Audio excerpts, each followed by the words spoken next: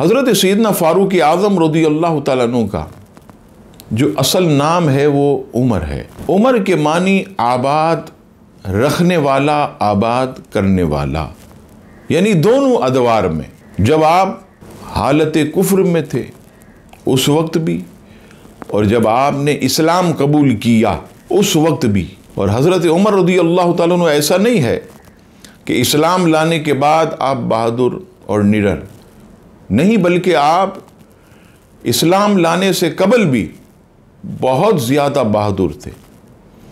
آسمانوں میں آپ کا نام فاروق آپ جانتے ہیں کہ نبی پاک علیہ السلام کی زبان سے یہ لقب آپ کو دیا گیا جب آپ ایمان لائے اور دیکھا کہ مسلمان چھپ کے نماز پڑھ رہے ہیں۔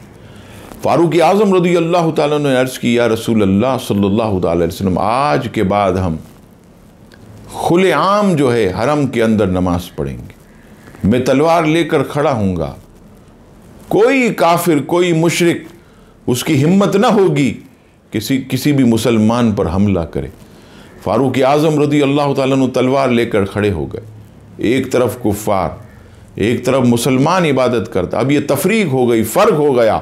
اسی دن سے آپ کا نام جو ہے، آپ کا لقب یہ فاروق اعظم پڑ گیا۔ تو آسمانوں میں بھی آپ کو فاروق کہا گیا، اور انجیل جو آسمانی کتاب اس میں آپ کا نام جو ہے وہ کافی۔ تورات شریف میں آپ کا نام منطق الحق، یعنی حق بات کرنے والا، اور جنت میں آپ کا نام جو ہے وہ سراج ہے، یعنی چمکدار روشن چراغ۔ اللہ اکبر! یعنی جس طرح چراغ سے روشنی ہوتی ہے، اس طرح جنت میں سیدنا فاروق اعظم سے روشنی ہوگی۔ اور حضرت سیدنا فاروق اعظم رضی اللہ تعالیٰ عنہ وہ عظیم انسان کہ جسے مراد رسول کہا گیا۔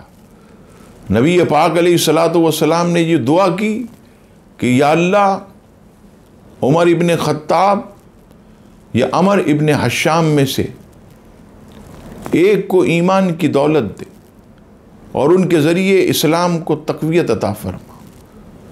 اور ایک حدیث پاک میں تو خاص طور پر یہ دعا کی کہ یا اللہ، عمر ابن خطاب کو اسلام کی دولت سے بہرمند فرما اور ان کے ذریعے اسلام کو تقویت عطا فرما۔